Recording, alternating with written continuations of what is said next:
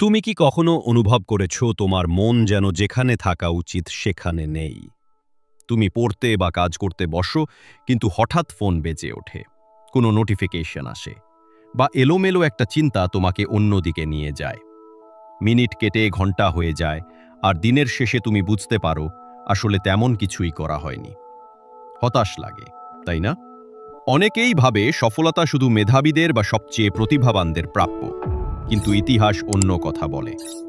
সফলতা তাদের প্রাপ্য যারা মনোযোগ ধরে রাখতে পারে, যারা তাদের স্বপ্নকে বয়ে নিয়ে যেতে পারে, ডিস্ট্র্যাকশন যেন সেটা চুরি করতে না পারে। মনোযোগই সেই অদৃশ্য শক্তি যা সম্ভাবনাকে বাস্তবে রূপ দেয়। আর আজকের গল্প সেটাই প্রমাণ করবে।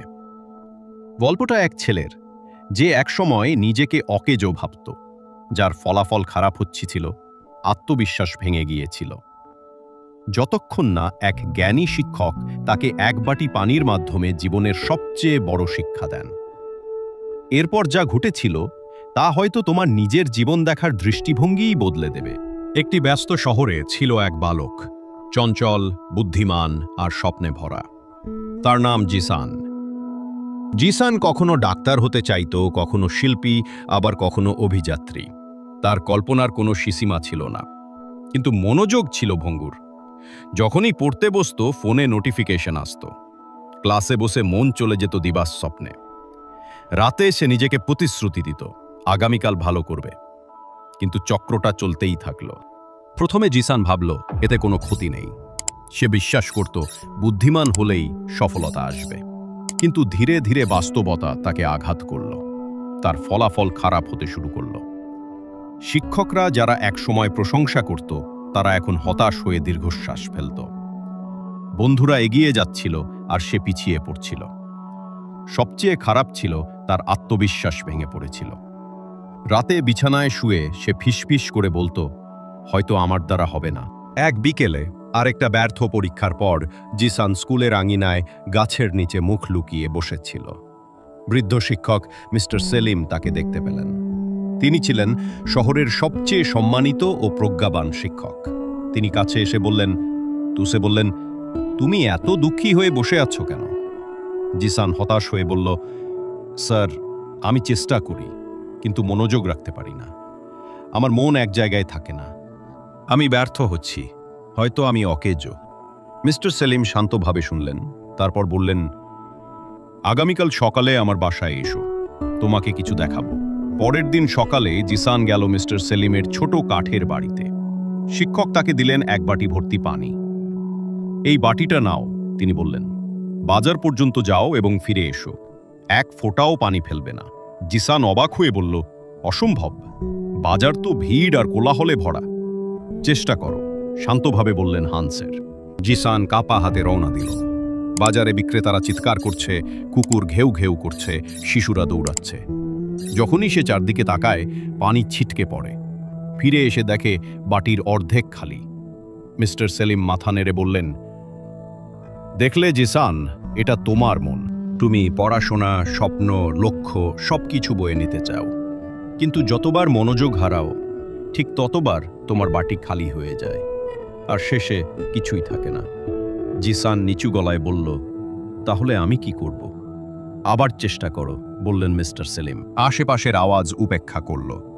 ফিরে এলো, বাটিতে কেবল কয়েক ফোঁটা পানি কম। মিস্টার সেলিম হাসলেন। যখন চোখ লক্ষ্যর দিকে থাকে, তখন বিভ্রান্তি শক্তি হারায়। এটাই মনোযোগ। মনোযোগ মানে হলো যা সত্যিই গুরুত্বপূর্ণ সেটিতে সম্পূর্ণ মন দেওয়া। সেদিন থেকেই জিসান মনোযোগকে অনুশীলন করতে শুরু করল। সেলিম স্যার তাকে দিলেন 4টি নিয়ম। 1. চিন্তা নিয়ন্ত্রণ করো। মন যখন ঘুরে যায়, আস্তে করে ফিরিয়ে আনো। 2. রুটিন তৈরি করো। পড়া, বিশ্রাম ও খেলার নির্দিষ্ট সময় ঠিক করো। 3. বিক্ষেপ সরাও। ফোন দূরে রাখো, গেম বন্ধ করো, টেবিল পরিষ্কার রাখো। 4. প্রতিদিন অনুশীলন করো। যেমন গাছ বীজ থেকে বড় হয়, তেমনি ধীরে ধীরে মনোযোগও বাড়ে। শুরুতে জিসান বারবার ব্যর্থ হল। ফোন ধরত, দিবাস স্বপ্ন দেখত, বন্ধুরা মজা করত। কিন্তু প্রতি রাতে সে মনে করত পানি ভর্তি বাটির কথা আর সেলিম স্যারের উপদেশ। দিনে দিনে সে শক্ত হল। সময়সূচি তৈরি করলো, ছোট ছোট সময়ের ব্লকে মনোযোগ দিয়ে পড়া শুরু করলো। ফোন অন্য ঘরে রাখলো। মন যখন ছুটে যেত, সে ফিসফিস করে বলতো, এখন আমার ফোকাস টাইম। ধীরে ধীরে তার মন একাগ্র হলো। সপ্তাহ কেটে গেল। এখন সে ঘন্টার পর ঘন্টা মনোযোগ ধরে রাখতে পারত। তার ফলাফল ধরে রাখতে পারত। তার ফলাফল উন্নত হলো। শিক্ষকরা খুশি হলেন, আত্মবিশ্বাস ফিরল। কয়েক মাস পর জিসান স্কলারশিপ পরীক্ষায় অংশ নিল। এবার সে নিয়ম মেনে শান্তভাবে প্রস্তুতি নিল। পরীক্ষার দিন তার মন ছিল পরিষ্কার, চিন্তা স্থির। ফল প্রকাশ হলে দেখা গেল সে শুধু পাস করেনি, সেরা ছাত্রদের মধ্যে স্থান পেয়েছে। তার মা আনন্দে কেঁদে ফেললেন, বন্ধুরা অভিনন্দন জানালো। কিন্তু জিসান জানত প্রকৃত জয় ছিল মনোযোগ অর্জন। বছর কয়েক পর জিসান নিজেও শিক্ষক হলো। প্রথম দিন ক্লাসে এসে একটি পানি ভর্তি মাটির বাটি নিয়ে গেল। ছাত্ররা হাসল। জিসান বলল, আমার শিক্ষক একদিন আমাকে এভাবেই শিখিয়েছিলেন, সফলতা সবচেয়ে বুদ্ধিমান বা দ্রুততমদের নয়, বরং তাদের প্রাপ্য যারা মনোযোগ ধরে রাখতে পারে। তুমি যদি তোমার স্বপ্নকে বয়ে নিয়ে যেতে পারো, কোনো বিভ্রান্তি যেন তা ছিনিয়ে নিতে না পারে, তাহলেই সফলতা তোমার। ছাত্ররা মুগ্ধ হয়ে শুনল। পরে অনেকেই বলেছিল সেই দিন তাদের জীবন বদলে গিয়েছিল। জিসান, যে একসময় নিজেকে অকেজো ভাবত, এখন অন্যদের শেখাচ্ছে আশা। জিসানের গল্প থেকে শিক্ষা, মনোযোগ মানে বেশি কিছু করা নয়, বরং যা দরকার সেটাই সঠিকভাবে করা। বিভ্রান্তি সবসময় থাকবে, কিন্তু তুমি সিদ্ধান্ত নেবে তোমার বাটি ফেলে দেবে না ভরে রাখবে।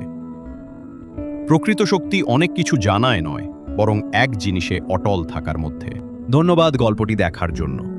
যদি গল্পটি ভালো লেগে থাকে তাহলে লাইক, শেয়ার আর সাবস্ক্রাইব করো, যেন আমরা একসাথে আরও অনুপ্রেরণামূলক গল্প ছড়িয়ে দিতে পারি। রাই।